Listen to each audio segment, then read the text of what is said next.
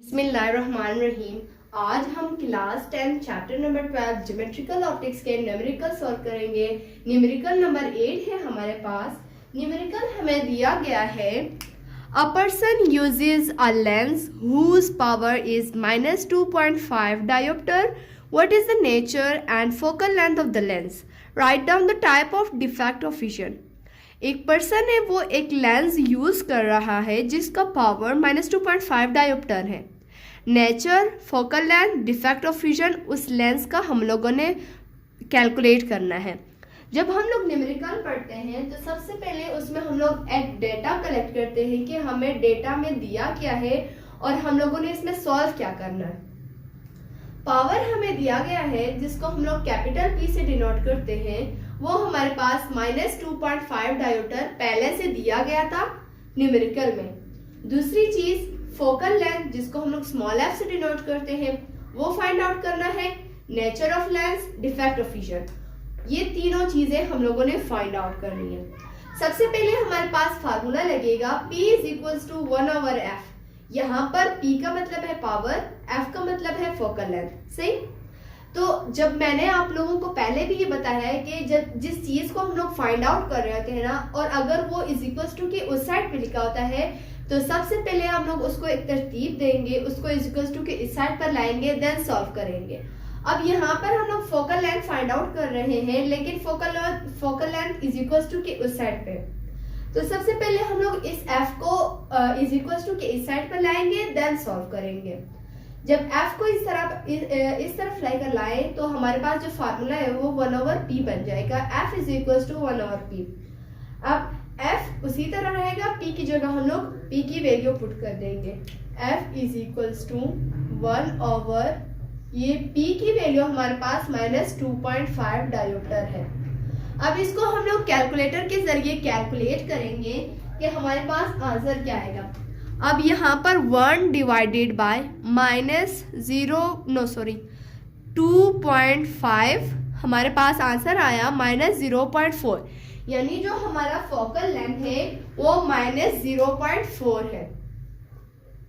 हमारे पास जो focal length है उसका जो ऐसा यूनिट है वो मीटर है। यहाँ पर मैं मीटर लिख लेती हूँ।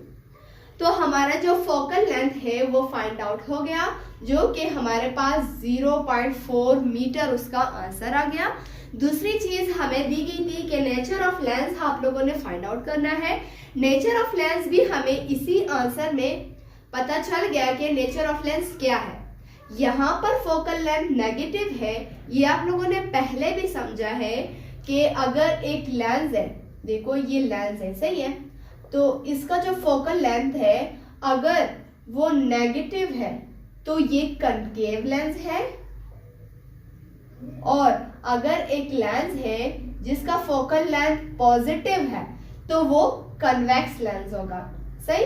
अब यहाँ पर जो हमारा आंसर है वो माइनस में आया है, -0.4 है, और यहाँ पर फोकल लेंथ है, लेंस की बात हो रही है। एक लेंस का फोकल लेंथ हम लोग फाइंड आउट कर रहे हैं। तो हमारा जो फोकल लेंथ नेगेटिव आ रहा है, इसका मतलब है जो नेचर ऑफ लेंस होगा वो कनकेव होगा, क्योंकि नेगेटिव का कनकेव लेंस होगा, पॉजिटिव का कन्वेक्स लेंस होगा।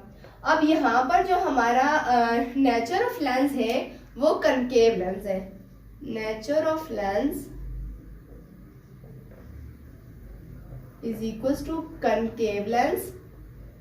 ये जो दूसरा कंडीशन था वो भी कंप्लीट हो गया। अब रह गया डिफेक्ट ऑफ विजन।